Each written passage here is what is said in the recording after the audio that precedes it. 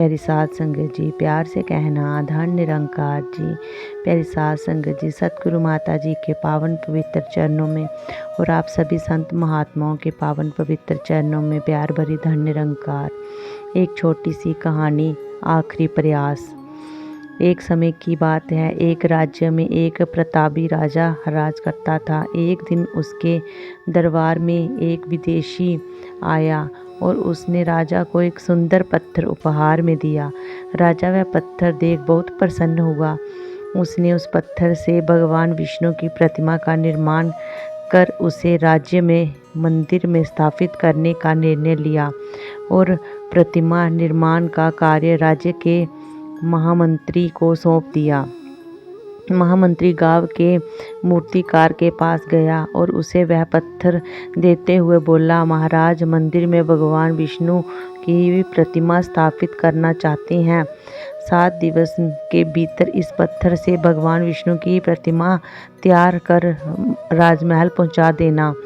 इसके लिए तुम्हें 50 स्वर्ण मुद्राएं दी जाएंगी। 50 स्वर्ण मुद्राओं की बात सुनकर मूर्तिकार बहुत खुश हो गया और महामंत्री ने जाने के उपरांत प्रतिमा का निर्माण कार्य प्रारंभ करने के उद्देश्य से अपने औजार निकाल लिए। अपने औजार में से उसने एक हथौड़ा लिया और पत्थर तोड़ने के लिए उस हथौड़े से वार करने लगा, किंतु पत्थर जस का तस रहा। मूर्तिकार ने हथौड़े के कई बार पत्थर पर किए, किंतु पत्थर नहीं टूटा। 50 बार प्रयास करने के उपरांत मूर्तिकार ने अंतिम बार प्रयास करने के उद्देश्य से हथौड़ा उठाया, किंतु ये सोचकर हथौड़े पर प्रहार करने से पूर्व ही उसने हाथ खींच लिया कि जब 5 बार करने से पत्थर नहीं टूटा तो अब क्या टूटेगा।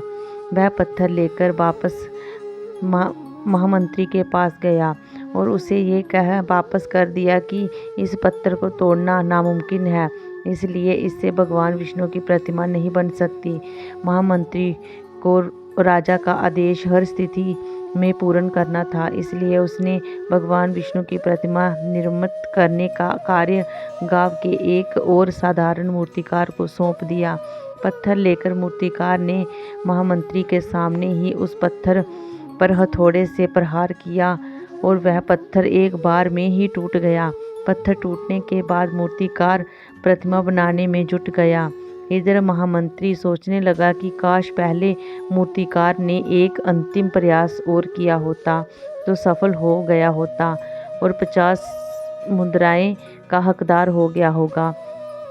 इससे प्यारी साध संगत जी, हमें ये सीख मिलती है कि हम भी अपने जीवन में ऐसी परिस्थितियों से 2-4 होते रहते हैं। कई बार किसी कार्य को करने में पूर्व या किसी समस्या के सामने आने पर उसका निराकरण करने में पूर्व ही हमारा आत्मविश्वास डगमगा जाता है और हम प्रयास किए बिना ही हार मान लेते हैं। कई बार हम 1-2 प्रयास में असफलता मिलने पर आगे प्रयास करना छोड़ देते हैं, जबकि हो सकता है कि कुछ प्रयास और करने से कार्य पूर्ण हो जाता या समस्या का समाधान हो जाता। यदि जीवन में सफलता प्राप्त करनी है तो बार बार असफल होने पर ही तब तक प्रयास करना नहीं छोड़ना चाहिए जब तक सफलता नहीं मिल जाती। क्या पता जिस प्रयास को करने के पूर्व हम हाथ खींच लें वही हमारा अंतिम प्रयास हो और हमें कामयाबी प्राप्त हो जाए। तो प्यारी साध संगत जी, जहाँ पे कहने का भाव यही कि जब हम कोई भी कार्य करते हैं उसको पूर्ण ही करना चाहिए और कभी भी अपने आत्मविश्वास को डगमगाने नहीं देना, क्योंकि सतगुरु माता जी भी फरमाते हैं, धैर्य रखो, धैर्य से सब काम संपूर्ण होंगे। तो प्यारी साध संगत जी, प्यार से कहना धन निरंकार जी।